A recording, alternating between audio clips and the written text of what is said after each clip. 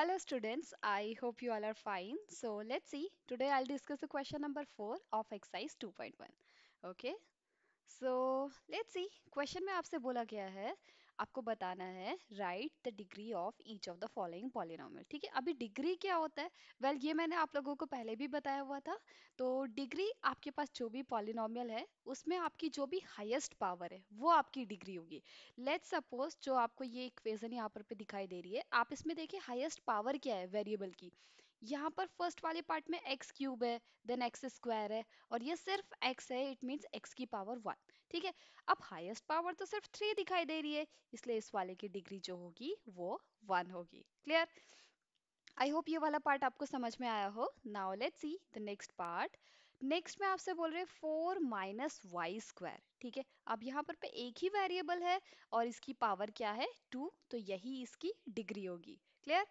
Now next question हमारे पास क्या है 5t - √7। ठीक है, अब यहाँ पर पे ये t है, and as I told you कि अगर कोई भी पावर नहीं है इसकी तो हम लोग उसे 1 अज्यूम करते हैं। ठीक है, अब 1 है तो इसकी डिग्री भी 1 होगी। आई होप ये वाला समझ में आया हो। लास्ट क्वेश्चन आप लोग देखिए, ये सिर्फ नंबर है। अगर आप लोगों को याद हो तो मैंने आपको जब पॉलिनोमियल वाला पार्ट बताया था तो ये बताया था कि अगर जो नंबर है तो वो भी हमारे पास पॉलिनोमियल होता है, और इसको हम लोग क्या बोलते हैं?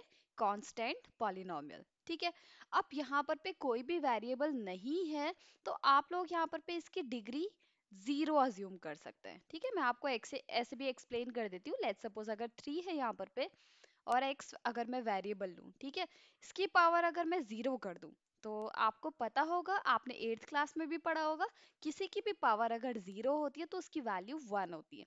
तो हम लोग इसे 3 × 1 = 3 कर सकते हैं। ठीक है, अगर आप लोगों को ऐसे समझ में आ गया है तो आप लोग ऐसे कर लीजिए। और अगर आप लोग कंफ्यूज्ड है तो सीधा आप लोग ये करिए कि अगर सिर्फ नंबर गिवन है उस केस में डिग्री जो होगी वो 0 होगी। क्लियर? आई होप ये वाला पार्ट समझ में आया हो। अब एक नेक्स्ट क्वेश्चन हम लोग देखते हैं।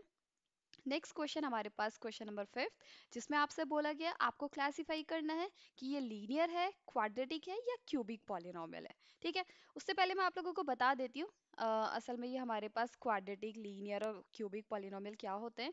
लीनियर में आपके पास जो डिग्री होती है वो 1 होती है। ठीक है, क्वाड्रेटिक में 2 डिग्री होनी चाहिए और क्यूबिक में 3। वैसे नेम से ही समझ में आ रहा है। ठीक है, एक बार फिर से रिवाइज कर देती हूँ मैं। लीनियर में डिग्री 1 होनी चाहिए पॉलिनोमियल की, क्वाड्रेटिक में 2 डिग्री होनी चाहिए और क्यूबिक में 3। ठीक है, अब आप लोग देखिए यहाँ पर पे कितनी डिग्री है 2। इट मींस ये वाला पार्ट आपके पास क्या होगा? ये पॉलिनोमियल आपके पास क्वाड्रेटिक पॉलिनोमियल है। ठीक है, क्या पॉलिनोमियल है ये वाला? Quadratic polynomial. ओके, अच्छा अब नेक्स्ट वाला पार्ट हम लोग देखते हैं। सॉरी।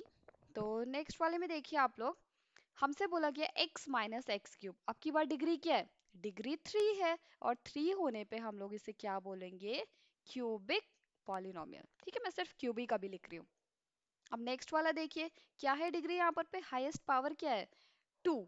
ठीक है, अगर 2 है it means again this is are quadratic polynomial.